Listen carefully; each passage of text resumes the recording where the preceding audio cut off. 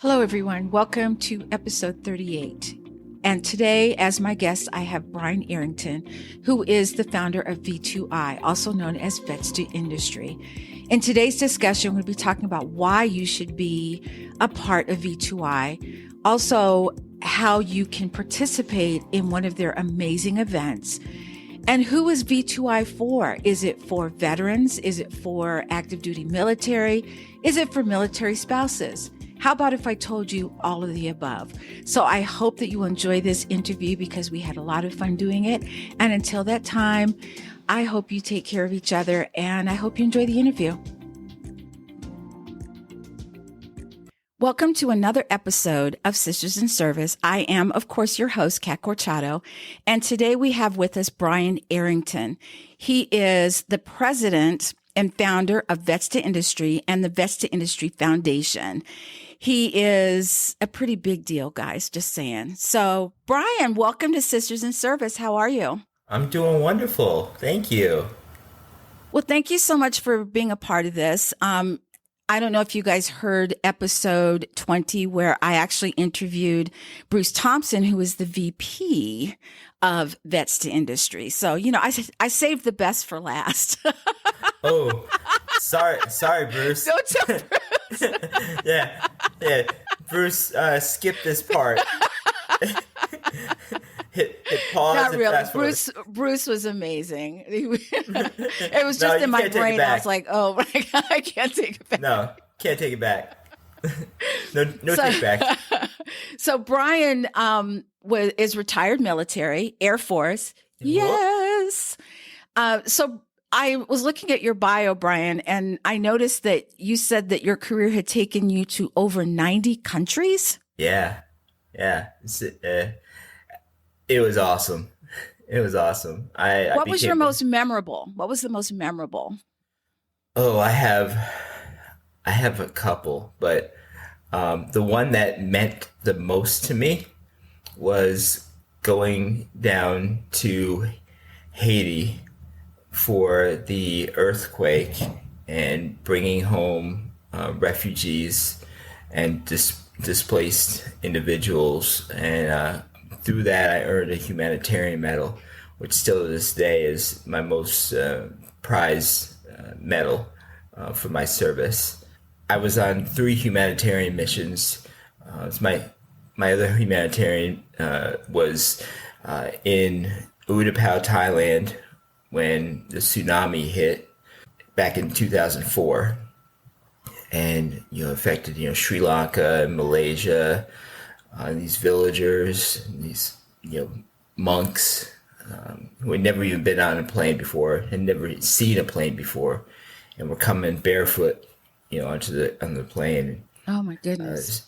It's just I've just been able to see it all, from prisoner escorts all the way to watching people lose their homes, but fighting through to at least living.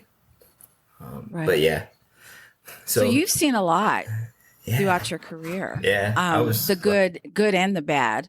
I've only seen pictures of tsunami. It does not look like something that it was terrible. That's hard to recover. You can't stop water, especially an ocean that just decides, it's just, hey, we're going to take over. That water has nowhere to go, and it's bad news. So after your service, how was your transition?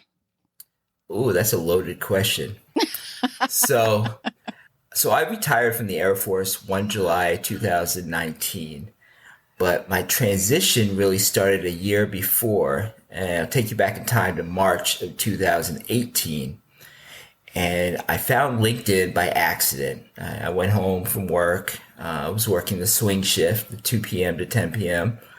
And I turned on the news, and there was this commercial said, "Join 550 million of us." I'm like, what's this? And it was a commercial for LinkedIn. I'm like, is this a job board? Like, what is LinkedIn? So I said, do I need a job board? Like, I'm a year out. And maybe I need one.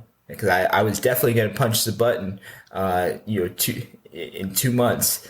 And so I was like, well, yeah, let me download this and check out the jobs. And my mindset was job, not career, because I hadn't learned yet. You want a career, not a job. Not a job. So I download this app and I'm searching and searching for the jobs, and I can't find any. And then I type in this little text box, veteran, and the Veterans Mentor Network pops up.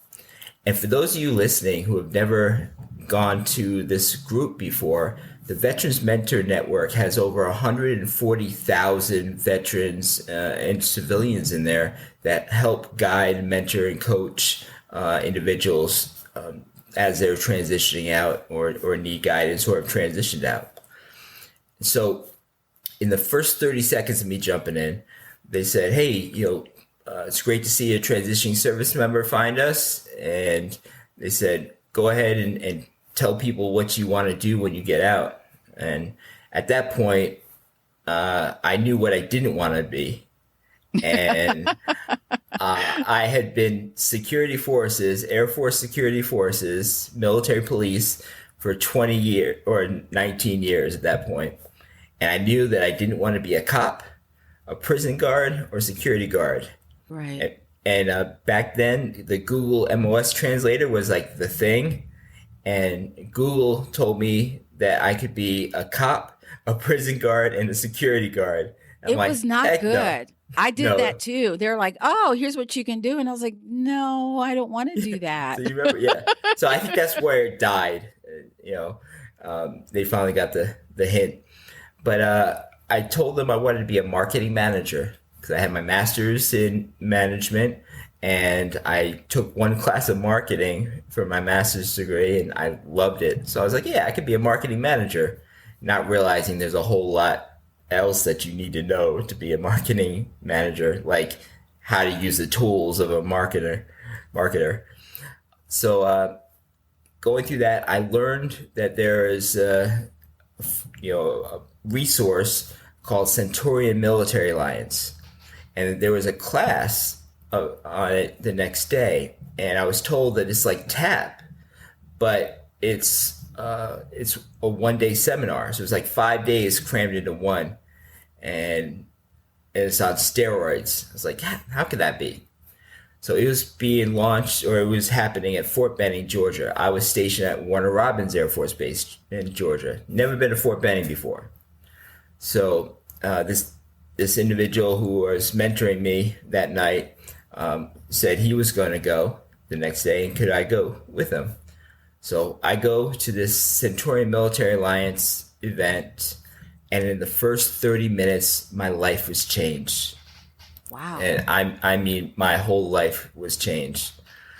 I learned that there was over 45,000 veteran service organizations nationwide that provided free resources, support, and services to us and our family members while we're still serving and when we get out. But nobody ever tells us about these. And so instead of getting all excited and like, hey, I've got the yellow brick road path, the Wizard of Oz to success, to transitioning success, I got pissed off. And all I could think back to was 2002, when I was a miracle happened, really. I made E5. When that happened, for those of you who don't know, E5 is the first supervisory rank in the military, especially the Air Force. And I had direct reports. And so all I could think back to while I'm sitting in that Centurion Military Alliance chair was all of the airmen I had let get out the military from 2002 to at that point 2018 without setting them up for success on the outside due to my own ignorance on all the free resources that were out there. And then I started crying. I'm literally sitting in this chair, a senior non-commissioned officer, sitting right next to the guy who brought me to this class, and I start crying. And all I'm thinking about is how many of those airmen have become part of the 22 who have killed themselves a day since then. or unemployed or underemployed or on substance abuse or homeless or divorced or incarcerated or any combination thereof, because Brian Arrington, Sergeant Arrington, didn't set them up for success, didn't give them hope while they were leaving the military. Well, you don't know what you don't know. Yeah. You know what I mean? It's, you mentioned the TABS program, and why is it, do you think, that there's this disconnect?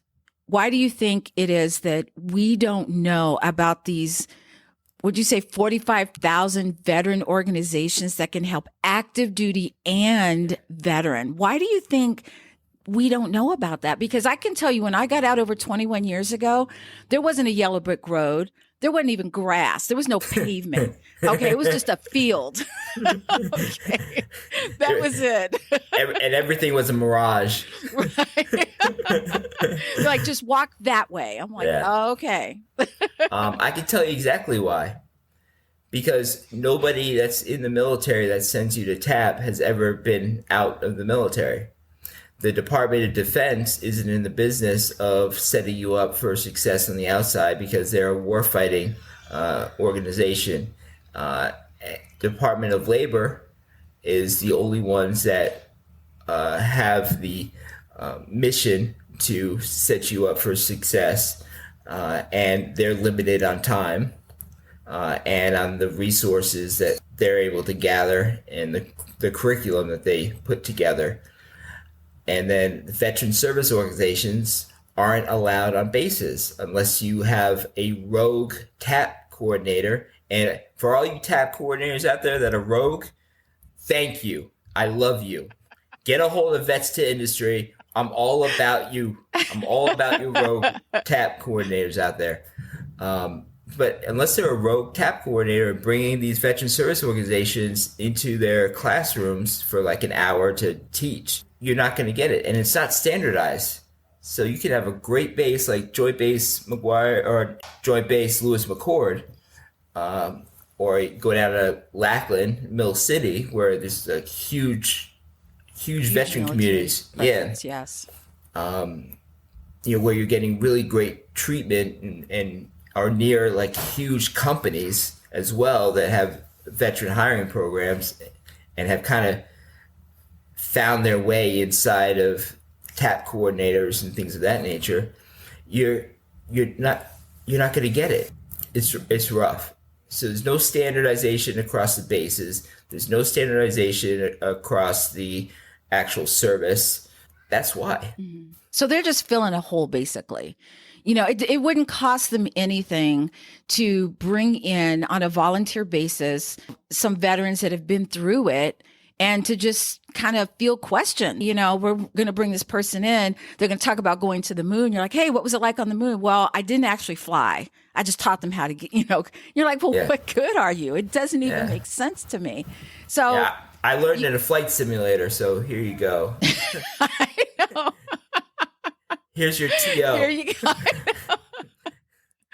So in spite of the 45,000 other organizations, you decided, what was that turning point when you said, I'm going to do Vets2Industry? When was that moment? Take us back there. Yeah. So after that day, I went home and I said, there's got to be a single site repository where all these resources were co-located. And I'm researching like heck, and I can't find a single site repository where all the free resources are co-located. And I thought, this is asinine. But I was in no position to do anything about it. Remember, I was a cop. And I had no web design skills that even crossed my mind. I was like, I didn't even think that I could make anything or fix this problem. So I didn't do anything. And I waited 8 months. And I'm learning everything I possibly can on LinkedIn. I'm learning from all the greats. I'm learning from Eric Schlachter, Corey Boatwright, Daniel Savage, Herb Thompson, Shantae Hall. I'm learning from all these people, Justin Pearson, what it takes to transition. And 8 months goes by, and I did a post, and it went viral. And it was about career transitioning. And I had about 654,000 views on this one post. Wow. 1,100 comments. And veteran advocates were finding this career transition post, and they were telling people, have you utilized Still Serving Veterans or Bunker Labs or Hire Heroes Corporate Fellowship Program or Hiring Our Heroes? And people were saying, what's that? I don't know what that is. Can I use that? I've been out for three years. Can I use IVMF?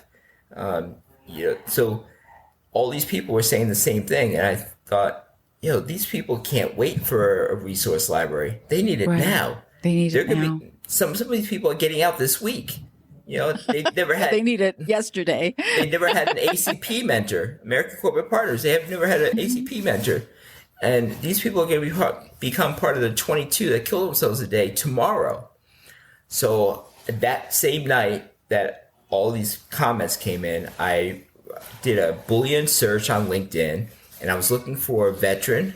So past companies were Army, Navy, Air Force, Marines, Coast Guard, that had web design skills. And I found a few people. I sent them all the same message, telling them, I want to build the Library of Atlantis for veterans, military spouses, dependent children, but I don't know how to build a website. Will you help me? Or will you get on a 20-minute call with me? And this one woman said, yes, absolutely. I get on a call with her. I tell her this story. And at the end of the 20 minutes, she said, you had me at hello. Not only will I build this for you, but I take on one pro bono case a quarter, and I'm going to make you a permanent pro bono. Oh, wow. And she's been with me and with us for 2.5 years. She's my director of tech, of IT and tech support. And it's been amazing. She's maintained it. She's helped build out the page with new things that we've been able to do. We've had over 160,000 people visit our website. What we've been able to accomplish. We have over 1,000 resources on the website, and that grows every month. We update it with more free resources as we find them, vet them, curate them, and it's great. We have 130 volunteers nationwide as well, who help guide, mentor, and coach those who reach out to us for support, and also help us with our networking events, which is another thing that came about during COVID, because I got pissed off again. When all the Don't make them mad, people. Don't make me mad. Well, or do, and something else is going to happen in the world. I mean, I usually say, hold my rip it. Somebody says I can't do something, I say, hold my rip it while I do this, make this change to the world, and then give me my rip it back. So actually, COVID was kind of, well, not actual COVID, but having to pivot to online was actually a blessing in disguise, because that's how I found Vets2Industry through Bruce. And he was like, oh, we're going to have this, it's going to be 5 hours long, and it's going to be, and I was like, oh man. Okay. Yeah, we scared everybody with that. Yes. And I thought, okay. And I thought it was just going to be, the regular thing. I stayed for the whole thing. It was so much fun. It was such a good time. I've been back 5 times. They can't get rid of me now. I keep showing up. And that's a sentiment from a lot of people. Well, for those that are listening, kind of explain a little bit what it's like, because it's not the usual Zoom thing. Kind of explain to people who are kind of like, I don't know, that doesn't sound right to me. I'm not sure that's for me. Explain a little bit about what it's like during this time. So a Vets2Industry networking event or virtual networking circuit event is an experience. It's a family experience whereby you come seeking or you're checking it out because you heard or you saw like 50 posts about it coming up, and you're like, what is this? I'll drop in for 5 minutes, and then you get hooked on whatever the keynote speaker is talking about. And then you start hearing recruiters talking in 30 seconds about why you should come work for their company. And then once you hear like these 30 or 40 recruiters talking and basically trying to get you to check out them, then you go into these breakout sessions where we take 400 to 500 people and break them down into 8 to 10 person breakout rooms, all randomized with people from all walks of life. Recruiters will be in there. Veteran service organizations will be in there. Transitioning service members that don't get out for a couple of years, military spouses, universities and colleges, business owners, entrepreneurs will all be in the same room. And everybody has to give their elevator pitch, a 30-second elevator pitch, so everyone in the room gets to know each other. And then you all have about 2.5 minutes each to discuss whatever topics you need to or want to, plus talking to the recruiters about potential opportunities in their organizations and, connect with each other. And it's speed networking, but it's almost like speed dating, but it's speed networking. And it's just to give you enough to get to know somebody enough to be like, I want to talk to them more. How can I do that? Oh, I can get on a Zoom with them during the week or a call during the week. And you do this 5 to 7 times during the event, and you don't even realize how time is flying. And it's come and go as you please. So you can completely leave the event, go grocery shopping, whatever, go to the park with your kids, and either keep listening if you want, or come back, jump right back in. Yeah, and you'll be right back in the cycle of a breakout room, and get to meet new people and build your network. People have made hundreds of connections during these events, so it's really wonderful. It's every 3 weeks, so people get so addicted to this that they want it more. Right. And they also, it's kind of like Cheers for those old enough to know the show Cheers, where everybody knows your name. If you're missing the camaraderie, you're missing the community, you go to these events and it feels like it's a family. And you never met these people before, but you build lasting friendships and even best friends. Right. I got a best friend out of it. And I've never even met him in person, Eric Brew.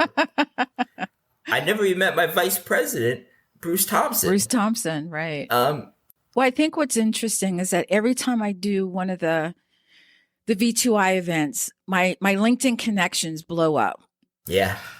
Every time. But there are 2 things that I was super impressed with. There are people there, they're recruiters. So there are people there that they can help you get a job. But the one thing that impressed me the most was that they may not have a job for you, but they may know somebody who does. Exactly. They're like, you know what? We don't have anything, but I know someone who you need to speak to. That's big. That's huge. And number 2, the breakout rooms where you got to just speak to people. I've never been to a networking event like that because usually in person, it's like the men go over here and the women go over there. And that's not networking to me at all. But it's a lot of fun. There's a lot of laughing and joking, but there's business being done too. And it's just, you just have to go to one and go, holy crap, this was so totally not what I thought it was, but it's amazing because that's what I thought too, because after you've been networking for a while, you're like, oh, here we go, another networking event, but it was completely awesome. Yeah. And nothing like it. Oh, there isn't anything like it. So why should someone become a part of V2I? Either a member or actually volunteer? Yeah, so Vets2Industry, we have a mantra as how can I help pay it forward? So everything we do is to support the military community, whether you're still serving, because there's free resources for you that you don't even know exists. Like you can get a free PTSD service animal while you're still on active duty for free. Check out our website, Vets2Industry.org. to see all of the different benefits and services that are out there for you. For military spouses, there's tons of free resources out there for you as well. Like you can get a free year of LinkedIn Premium with every PCS that you do with your spouse, with your active duty member. So, I mean, and including the last PCS leaving the military to help you find connections at the next place that you're going to prior to getting there. So there's so much. And then, of course, you have the family that is Vets2Industry. And as soon as you become a volunteer with us, you are just surrounded by help. So whether or not you need it or your network needs it, it's an extension. You will never feel the amount of support ever that you get from a Vets2Industry family, which is why we have 130 volunteers, and that continues to grow almost weekly now. That's amazing. I can tell you that the free LinkedIn Pro or whatever it is they call it, Premium, I did not know about that, or the LinkedIn Premium. Yeah. I only learned about that a few months ago, and I've been out for 21 years. I just found out about it. And yeah, I got pissed off too, but I did it. And I was like, yeah, there, I got mine. That's one thing. Be prepared to be extremely mad when you go to our website. Just be prepared, because you're going to see things that exist that you have never known about, and you could have used it, or one of your troops could have used it, and you didn't know about it. You couldn't tell them about it. It's just going to blow your mind and going to make you really, really mad. Just be forewarned. Just FYI. I think one of the things that I found very discouraging is when I finally put my veteran hat back on, and which was right after 9/11, and I was trying to figure out, why was I hiding? And I really wasn't hiding on purpose. I just wasn't around other veterans to speak about it. And we moved from Boston to Charlotte, North Carolina. And I said, you know what? I'm going to go to these veteran organizations. I'm going to start networking. And I would go to these organizations. And if I told you that of 100 people there, that maybe 4 of them were women. And I would go, I didn't go just once either. I would go several times, and it was the same scenario every time. 3 or 4 women huddled at a table together. And I said, this isn't networking. So for my women veterans out there, what are you doing in the Vets2Industry to encourage women to be a part of this? Because I love the fact that when I sign on to one of your events, that I see women there, but I would love to see more women there. So what are you guys doing to encourage women to be a part of this? So we actually have quite a few ways of doing that. One, we have a whole section on women veterans as far as their resources that are available for them on our website. The other thing is we have Women Warrior Wednesday that Marina Rabinick, who is Deputy Director of our Business Development in Vets2Industry, who used to be the Director of Marketing for Vets2Industry, and she runs this Women Warrior Wednesday on Clubhouse, and consistently talks about the nonprofits out there that are supporting women veterans, along with talking about Vets2Industry and the events and how they need to come and meet with others just like them, and help their networks and connect with each other, and then get help themselves. We also put on events that are geared towards male spouses. But we encourage all to come. 90% of those people out there that are military spouses are women. But a lot of mill spouses were also veterans themselves, and people Yes. don't realize that. So we try to extend it and get the word out to as many as we can. We also have a whole section dedicated to military spouses and families, which Leslie Coffey runs, and she does a clubhouse on Mondays for that. But we have really strong women veterans on Vets2Industry as volunteers who continuously go out and discuss resources and opportunities and try to drive them to the Vets2Industry community so they can see that they're not alone and that there are resources for them. And I keep showing up, not because I don't have anything else to do, but because I enjoy it. So, if you're listening to this and you're a woman veteran, I'm just telling you, just sign up and just come. You don't have to be looking for a job. You can say, you know what, I just want to see what this is about. You won't be disappointed. The other question I had is, you always hear about the transitioning veterans, and they're their own population as far as what they need. But is V2I something that would enable a veteran who's been out for a while, but has decided, I really need to change course. I want to do something else. So if you have a veteran who's been out, maybe they got laid off during COVID, maybe they're just not happy with their job because they don't have a career, and they really want to get into something else, is V2I one of those sources that they can come to also, or even one of the events? Yeah, absolutely. If they want to do a career pivot, we have a ton of mentors that can help them with that. I mean, we have people internal that can give internal referrals to companies as well. We have we can connect them to the right resources that will provide mentorship on what they can do. We have on vets2industry.org under the knowledge section something called the proven checklist.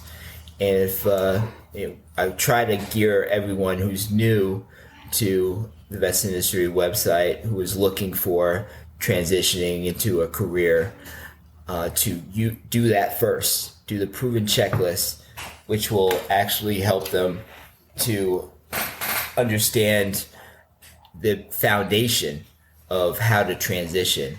Right. It's all videos and articles. So there's nothing you have to download or that you have to print out or anything like that unless you wanted to. And then after they watch that and read that, then they can be connected to one of our in-house mentors. Mm-hmm. And we use Veterati. And for those that aren't aware of Veterati, it's a phenomenal application where you get the ability to connect for an hour with veterans and civilians that are in the job market, have careers, have been there, done that, and can mentor you on their industry or on certain topics that you have questions on. And you get on an hour call with them. And if you find that you are a great match with them, you can continue finding other time slots with that mentor, and you can be a mentee and a mentor on there. So for those of you listening who might be able to be a great mentor, you could also sign up to be a mentor on there. With that, you could also you could have as many mentors as you want. So you could get on 7 mentor calls a day with 7 different mentors if you wanted to. So you could have one for entrepreneurship, one for, all kinds of different things. I think that's pretty cool. One person can't be everything, that be all and end all. So I think it's kind of cool that you can kind of branch out like that. One last question, Brian. What do you think is the biggest obstacle facing transitioning veterans today? The biggest obstacle has to be imposter syndrome. That's the fear of not being able to conform or find that you aren't worthy or worth any value, that you can't articulate your value proposition. There's also imposter syndrome where you've done everything, you've gotten your resume all perfect with lined up with a job description, and you put stuff on there that you've done in the military. It's not military worded, but then you get hired or you get a job offer and you're like, oh crap. I know. Now what? What if they actually asked me to do this stuff that I said I could do? Like, do I really know how to do this? Right. Because we all know our job descriptions. We didn't do everything our job description said. Because we don't even understand. I didn't understand the job description that I applied for. 100%. Even though you tested on it, you were tested on it. You probably, there was stuff I never did. I didn't know what a consultant was 6 months before I got out of the military. And then I got a role. I got offer letters from Accenture and from Wells Fargo for that consulting role. And I was like, oh crap. What do I do now? I was able to, turn 20 years of being a cop in the Air Force into a consultant resume. And now what happens if they actually ask me to consult? Right. Oh, crap. I know. Oops. Yeah. I think we need to talk. I've been in it for 2 years and I haven't gotten fired. So I obviously been able to do something. Or they haven't found me out yet. Fake it till you make it? Yeah. Brian, what is up for V2I in the next year? It would be so cool to have like a V2I summit, or I'm planning it. Yes, that would be very cool. I'm going to be a realist, though. It depends on people's willingness and desire to donate to us, and companies that will be willing to sponsor us for our networking events and for the summit itself. Right. We have 50,000 followers on LinkedIn alone. We're very popular. We have a great brand name, and we can draw people. And we just would need a sponsor to say, I love veterans. Right. I love military spouses. I want to attach myself to a brand that stands for integrity, that takes care of helping everyone in the military community. And I want our company to be thought of that way with this brand. Absolutely. And come with us and be a star sponsor at our summit. And I'm hoping it comes in 2022. So for all you organizations that have been wanting to help with veterans, here's your chance. Just putting it out there. And we are a 501c3, so it's tax deductible. Oh, well, there you go. Yeah. So just start counting the money coming in, Brian. Okay. Yeah. We'll see. So, Brian, where can people find V2I, or if they need to contact you, where can they contact you? Yeah, so we're actually on all of the platforms pretty much, except for TikTok, and Reddit, which I'm looking at getting us onto soon. Okay, can I just say that you and Bruce need to do something on TikTok together? Oh, man. I would pay money to see that. Yeah, an Air Force guy and a Marine. What kind of shenanigans can we come up with on a TikTok video? You guys would blow TikTok up, man. They were like, our servers are down. We can't handle it. That would be funny. But we are on LinkedIn. We have a LinkedIn group. Actually, we have 2 LinkedIn groups on LinkedIn. You can find us on Vets2Industry, just tagging that, and Vets2Industry job board. We also have the company page at Vets2Industry that you can follow. We are on Facebook. We have a Vets2Industry group, and of course the company page at Vets2Industry. We're on Twitter, and we're also on Instagram. And then we just migrated over to Clubhouse. Yes, they did. So follow us on the Vets2Industry Club on Clubhouse if you want to get more content. And we also do fireside chats on StreamYard, streaming it through LinkedIn, YouTube, and Facebook once a month. So check those out.